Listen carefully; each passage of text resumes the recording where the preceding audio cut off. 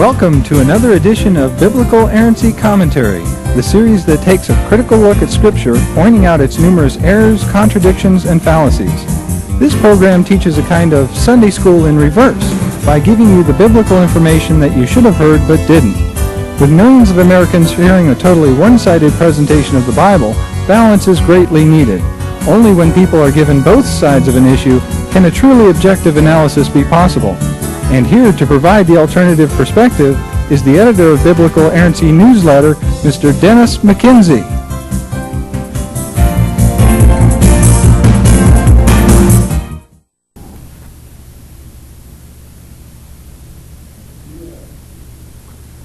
Welcome to the 51st edition of Biblical Errancy Commentary.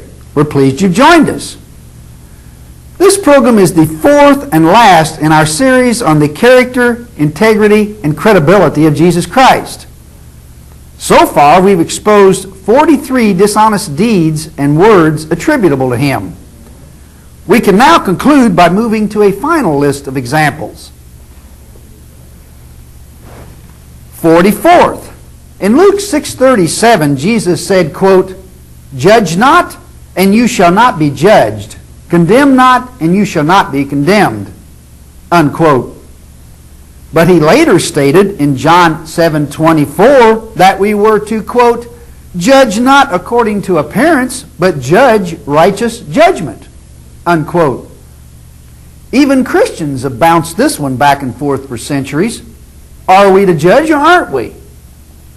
On page 57 in the book entitled Answers to Questions About the Bible, apologist Robert Mounts tries to solve this issue by saying, quote, "The judging which Jesus speaks against is the habit of censorious and carping criticism," unquote. An explanation of this kind is typical of apologetic excuses. There's absolutely nothing in Luke 6:37 that would justify such an interpretation. Later, Mounts says, quote, "In Matthew 7:1, two things are quite clear. One, the admonition is directed against that kind of caustic and debilitating criticism which depresses and condemns. And two, the form of the prohibition indicates a continuing habit which must be brought to a halt," unquote. What kind of nonsense is this? There's nothing whatever in the verse that would substantiate a claim of this kind. Even Jesus calls people names, and his comments would certainly depress any normal person and make them feel like an object of condemnation. Being called a viper, a hypocrite, or a fool is enough to make anyone feel like an object of condemnation. As a practical matter, this command is completely unrealistic, because if it were followed, all court systems would have to be abolished. They all judge. Moreover, we all make hundreds of judgments every day with respect to others, and in fact, many are very necessary. Teachers, employers, and supervisors couldn't possibly function without them. 45th. One of the most well-known scientific foul-ups by Jesus is found in Matthew 13:31-32, where he says, quote, "The kingdom of heaven is like a mustard seed, which indeed is the least of all seeds, but when it is grown, it is the greatest among herbs and becomes a tree, so that the birds of the air come and lodge in the branches thereof," unquote. Jesus would do well to shun science and stick to the more vague and nebulous arena of theology for three reasons. A mustard seed is not the least of all seeds. B, when grown, it is not the greatest among herbs. And C, it does not give rise to a tree. The importance of this particular problem was highlighted by apologist Charles Ryrie. He's a professor in Dallas Theological Seminary, on page 44 of his book entitled Errancy.